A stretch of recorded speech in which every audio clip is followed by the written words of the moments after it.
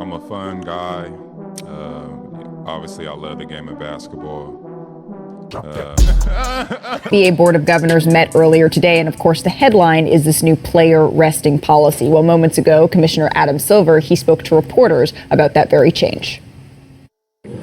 It's a shared view by everyone in the league. It's not just coming from the league office. I think whether it's our teams, our players association, individual players, I think there's an acknowledgement across the league that we need to return to that principle, that this is an 82-game league. And that, of course, doesn't mean that we're turning the clock back, that players are expected to play through injuries, or that players, frankly, never need rest. But I think there's a statement of a principle that if you're a healthy player in this league, that the expectation is that you're going to play.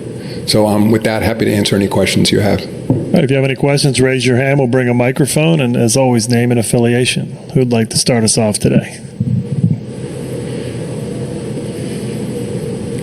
It's a very slow group. We'll start with Mike Vorkanoff in the second row. Mike Vorkanoff, The Athletic. Not used to going first. It's a lot of pressure.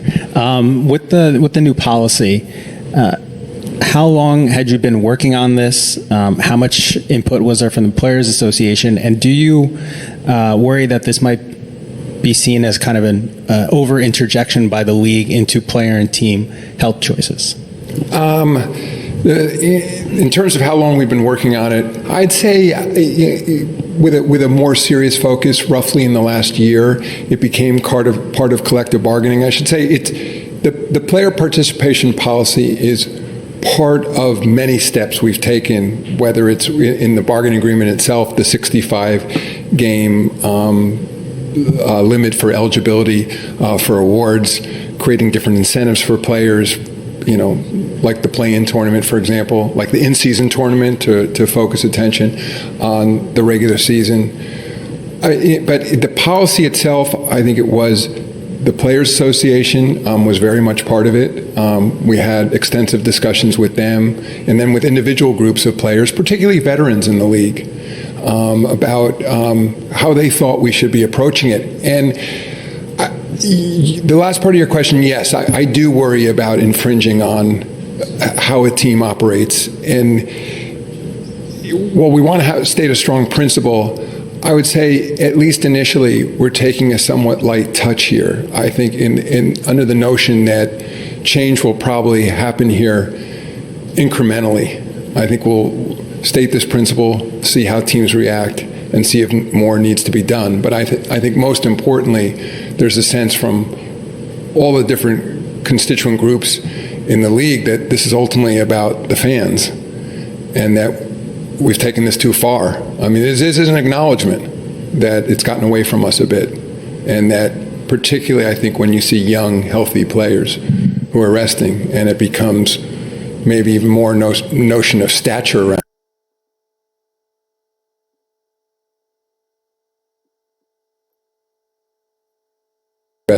Second row in the middle, Vinny.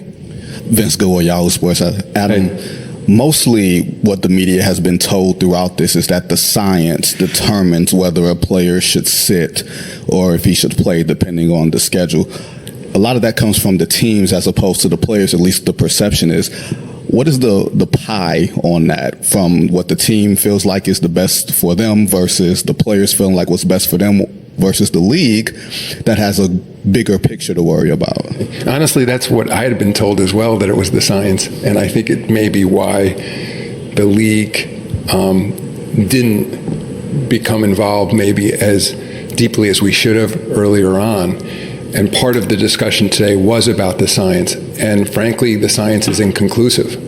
I think and I've said this before, if the science were clear that players should be resting, we would be favoring it. And frankly, I'd be delivering the message to the fans even that you want these players to rest at certain times because that's going to keep them healthier and performing at a higher level and ensuring that they're on the floor at critical times in the season. What we talked about today is that the correlation, putting aside causation, isn't there even with players who participate in summer competitions like World Cups and Olympics.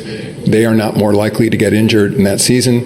We don't see any statistical data suggesting that players increase their likelihood of getting injured as they go further along in the season, or even in back-to-backs, which may surprise people. Part of the commitment here from the league office is we are putting together a group of team doctors and scientists and others and trying to better understand it. One thing I want to make clear, that the message to our teams and players is not that rest is never appropriate. And I realize there's a bit of an art to this, not just the science, and that's with the hands-on trainers and coaches who are talking to players and saying, how do you feel? I'm certainly not saying that's not relevant. I think, at least in the first instance, in terms of this policy, we're trying to deal with some of the most egregious examples where multiple star players, for example, healthy, all out on the same night, healthy. And I think we're letting down the fans, we're letting down our partners by doing that. But at the same time, we're stating a principle in terms of an 82-game league and saying, let's all work together. And I think that was, I thought, the best news coming out of this policy, whether it was with the Players Association, individual players, or with our teams over the last 2 days. Everyone is acknowledging this is an issue, and it's an issue for the fans. So the adoption of the policy was unanimous. There was full support from the Players Association. I think, though, people were also saying, well, let's see what this means in practice. What does it mean when a league doctor is coming in and separately looking at a player's health?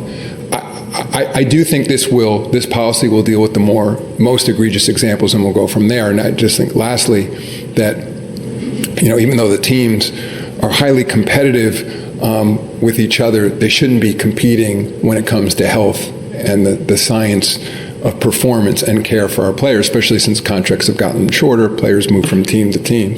And I think we're declaring also there's more to be learned here. And I think rather, in all seriousness, like the Sudafed example, saying let's really not just take for granted somebody saying load management. Well, of course you need to rest after this many days. Let's really study it and understand it and see if there are changes we need to make. And it may turn out, a lot of the older players, by that I mean now at this point retired players, when I first became in the league, used to believe that they were more likely to get injured if they took nights off, that they would get out of rhythm.